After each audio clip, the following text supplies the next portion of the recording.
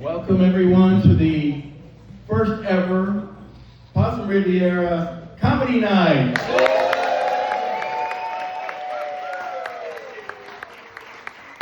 We think we've got a great cast in front of you, and it's going to be a fun night. A little bit warm. That's okay. We've been outside in the sun for a couple of days, so we're used to all that, right? So good.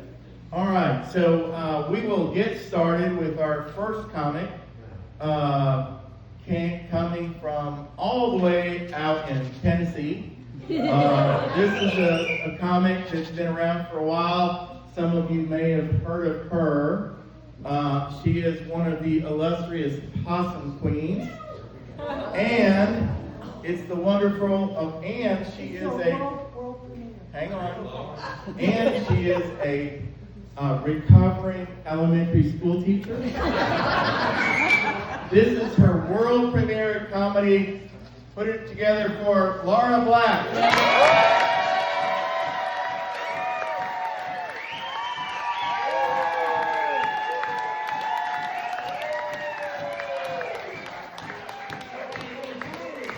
It is so great to have all of y'all come out tonight to see me. I mean, I feel like I've been a million months. So, this right here, this is how my marriage is going. I tell you, it's comfortable, reliable, it's got pockets. You know, it's a great thing, but yeah. Gene and I have been together a long time, and this is what it looks like. This is what it looks like after you've been married for a while, Marjorie. Get ready, it's coming. So this is how my marriage is going, but this is how it started.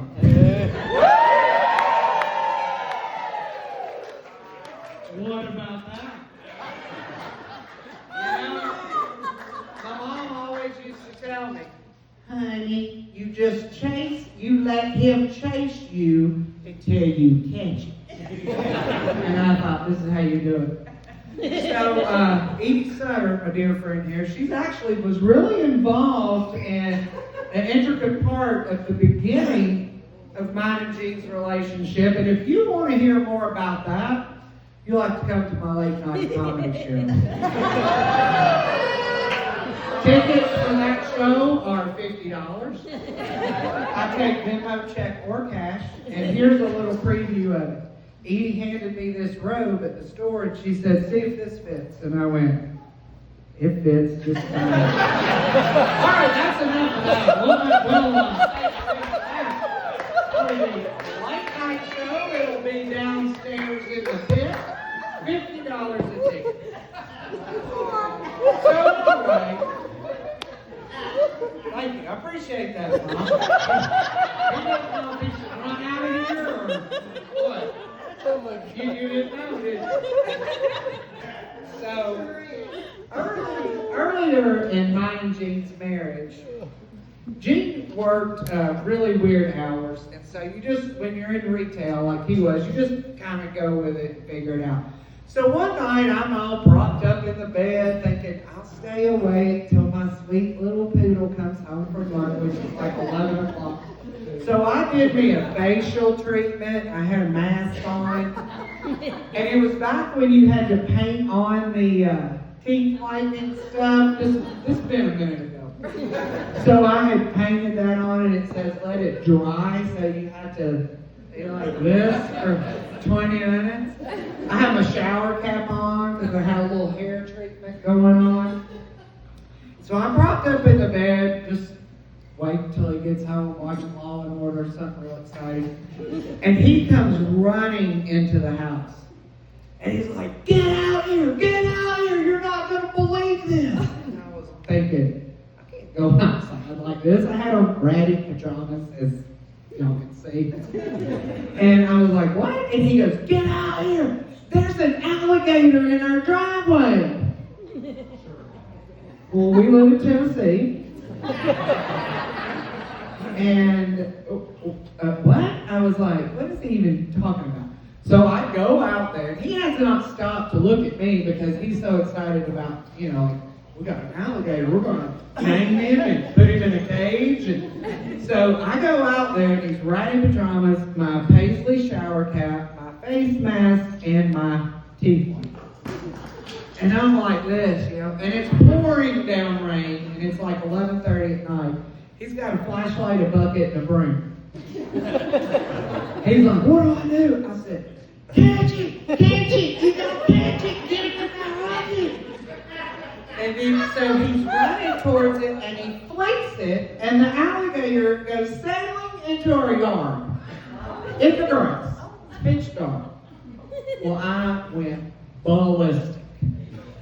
Why did you let that alligator get out there? It's gonna go to the pond. It's gonna grow and gnaw off some kid's leg on a tricycle. I can't believe you did this. You're just so dumb. And he finally stopped because I think he thought about hitting me with the broom, but he looked and all that toothpaste or whitening stuff was all coming out the sides of my mouth. And he just stopped and he panicked. And he was like, we gotta call 911. You're foaming at the mouth, you're having some kind of a seizure, you're yelling, you're not making any sense. And I thought, okay. So that was like just a typical day in our marriage. And then the day came where Gene told me, you just took my last man card. He said, I had one man card left and you took it. And I thought, uh-oh, things are changing. He's starting to kind of stand up to me a little bit. I'm not really good with this. And I was like, what do you mean I took your man card? I thought, did he have a man card that I didn't know about? And so what had happened was, I went down to the cross base, or I don't know why, and there was like 3 or 4 lawnmowers down in there. And I had bought him a riding lawnmower because I felt bad for the guy out mowing an acre with a push mower. I mean, he was out there a long time. So I got him a riding lawnmower, and then he complained about that. He was like, you got me a Forrest Gump riding mower? You know, it had the engine in the back, his legs out there. I said, I don't know anything about mowers. Well, it turns out that he had broken 3 push mowers. There were all these weed eaters. He had broken the riding mower. Actually, the riding mower, he came running in the house saying, me ice is on fire, me ice is on fire. I was like, what? He goes, I've caught myself on fire from the mower. The whole mower engine had blown up because he didn't, I don't know. So I came home one day, I said, all your mowing equipment, gone, it's out of here, I'm calling the service, we're through with that, you're going to kill yourself. So I come home from work and he has all the mowing equipment lined up in the yard. There are 3 push mowers, a riding mower, 4 weed eaters, a edger, and wait for it, chainsaw. We have no trees in our yard. And I said, what are you doing? He goes, I'm having a funeral for my mowing equipment. And you can't stop me. And I'm like, oh, that's not how we're going to talk to Lolly. So, actually, his friend was coming to pick it all up. But then I had to inquire, why do you need a chainsaw? Every man needs a chainsaw. Like, well, we don't have any trees, but, that's okay. So that all happened. And I thought, I feel it coming. I feel it coming. He's about to stand up to me. And it's not going to be pretty. So the day came. We still had our riding mower, and I come home, and he's out in the garage with my good house broom. You don't use your house broom out in the garage. Right there, preach. And he's out there stirring the floor. I said, hey honey, what's going on? Oh, all this battery acid came out of the mower. I said, oh, that's what's eating all the concrete that you're spreading around, making it bigger and bigger with my house spring? He's like, I don't know what you're talking about. I said, okay, we're not going to use my good house spring to clean up this battery acid. As a matter of fact, let me see how you're supposed to clean it, blah, blah, blah. He's like, I know what I'm doing. A, you don't. Number two, we're not doing it this way. So he has this big fit, and he's like, I'm out here, dude. You just go sit down. You don't know how to clean it, blah, blah. I thought, wow, he's never stood up to me like this. I need to cry. And when I cry, he's going to, be back where he belongs. So I start crying, and I'm like, oh, you hurt my feelings so bad.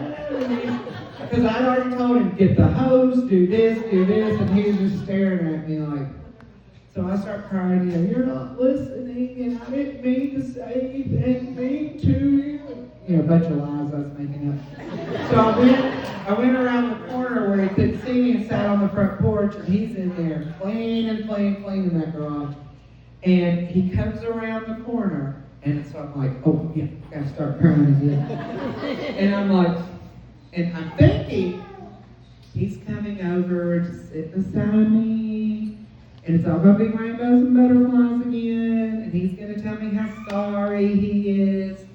But that's not what happened. So he comes around the corner, and he just bucks up like this, and he is ready for inspection, sir.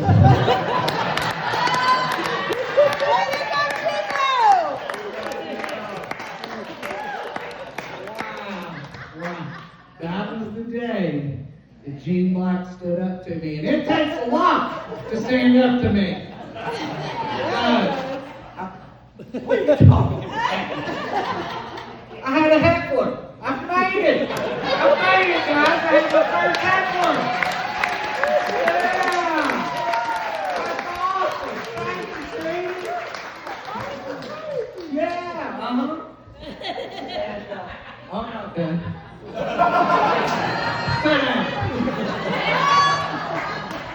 So I was telling my girlfriends about Gene standing up to me, and I swear, it was Trudy and Christy and Lynn and Wendy. And I was like, y'all, Gene stood up to me. Y'all aren't going to believe what happened. And Christy said, when was it? I said, last week. And Christy stood up and said, pay me.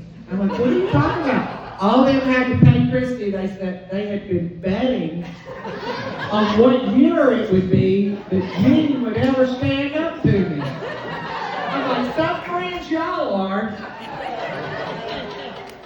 Now, do y'all know how the Possum Riviera got its name? Well, for those of you who don't, it was me.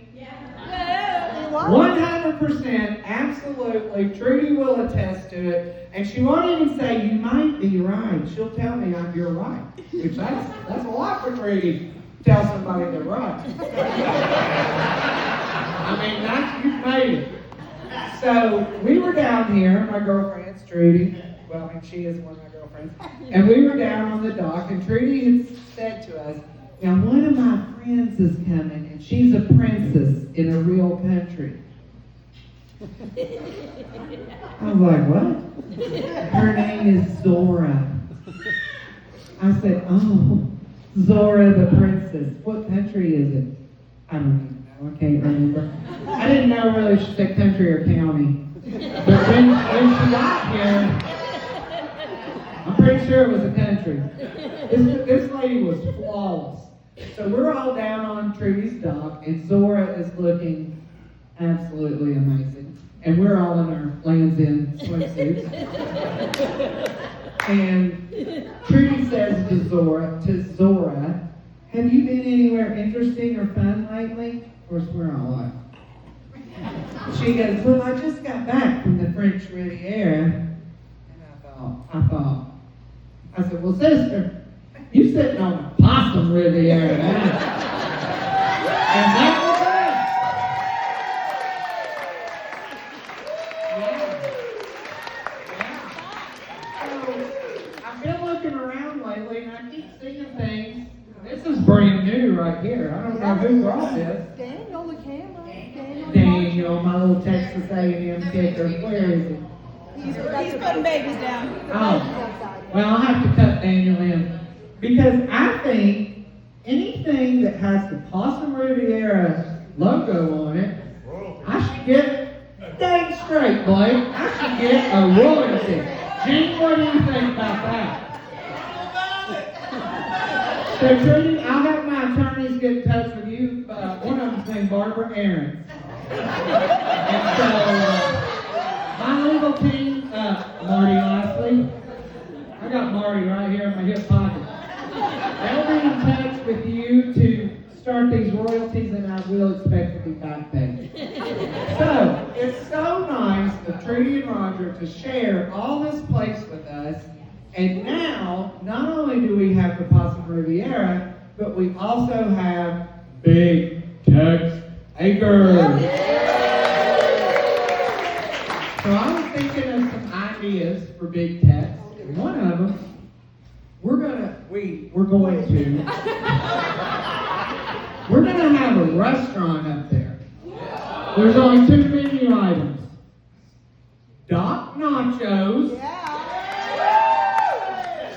and brisket tamales. Beverage, margaritas.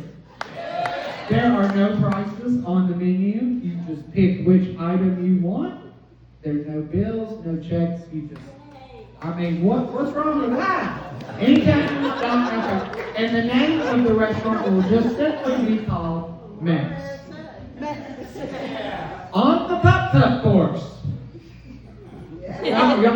On the putt-putt course. The balls that you play putt-putt with, you can either pick out pickleballs to use, or regular golf balls, or miniature disco balls. There will be every hole will have something to do with Big Tex Acres. And at the very end, the 18th hole, we're going to need Kevin and Curry to get on this. We need the actual Big Tex from the Big Tex State Fair. And you roll the ball through Big Tex's legs, and he goes, and when you do that, you get another 18 holes free. And then finally, I think something I've really dreamed about this a lot: horseback riding. That's right. And Trudy had mentioned one time, wouldn't it be pretty to have some horses out there in the field? And all I thought about was, you're going to need somebody to manage the horses. They're going to have to feed them. They're going to have to saddle them. They're going to have to know about horses. This is a little bit bigger project than just horses in a field. But you have to start with the vision. So I'm filling in the details. We're going to build a ranch house up there. And I'm going to interview all the people, men only, who apply to be the wrangler. And his name for Big Tex is going to be Rex. Rex on Big Tex is going to eat over at Mex. And you know how Trudy likes to name all her houses? I already got it. Big Rex's house. Well, it was just Rex, but I like Big Rex better. Rex's house is going to be called Save a Horse, Ride a Cowboy. Thank y'all so much for